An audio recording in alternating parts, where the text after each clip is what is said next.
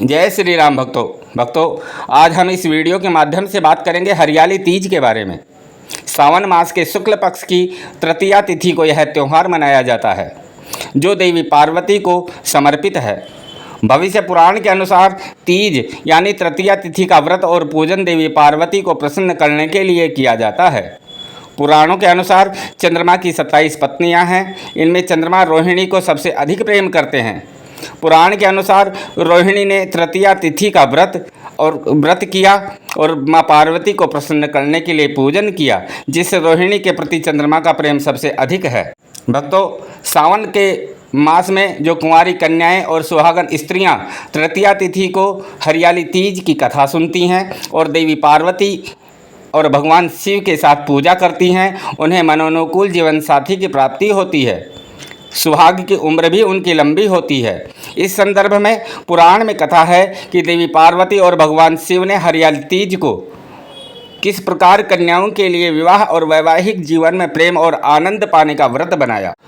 भक्तों, देवी पार्वती अपने पूर्व जन्म में दक्ष प्रजापति की पुत्री सती थी। उस समय दक्ष प्रजापति के विरोध और इच्छा विरुद्ध जाकर देवी सती ने महादेव से विवाह किया था।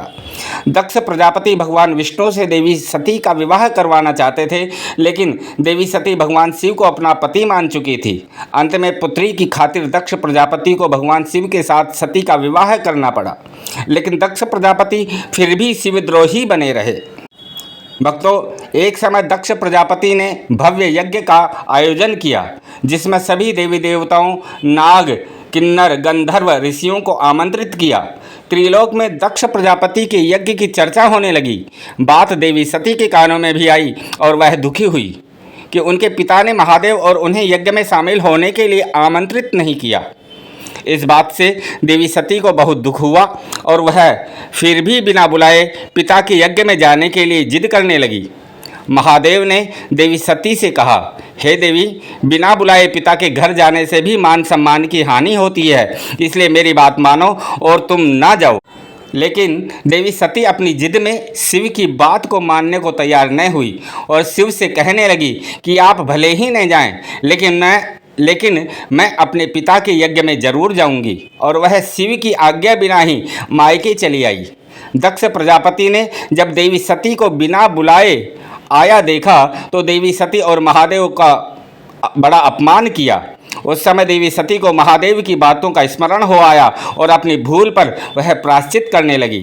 सती ने कहा कि महादेव के मना करने पर भी मैं यहाँ आई और मेरे कारण मेरे पति का अपमान हुआ, अतः बिना अब किस मुंह को लेकर मैं शिव के समक्ष जाऊंगी।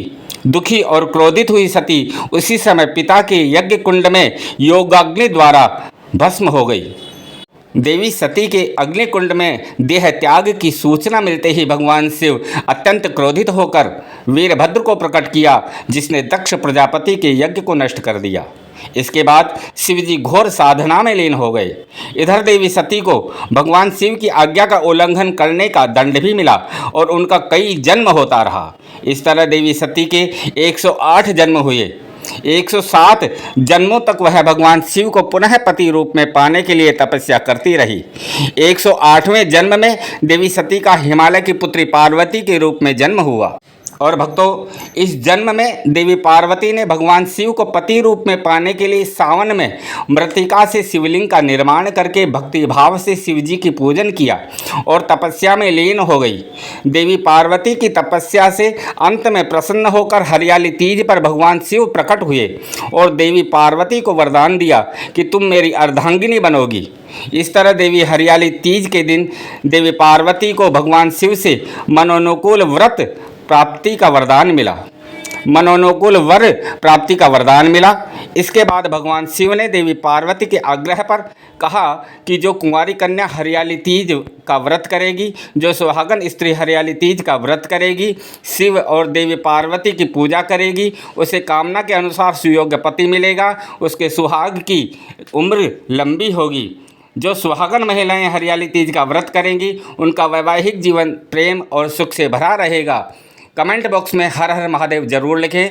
अधिक जानकारी और जनपत्र विश्लेषण के लिए संपर्क करें ज्योतिषाचार्य सुरेंद्र पारिक।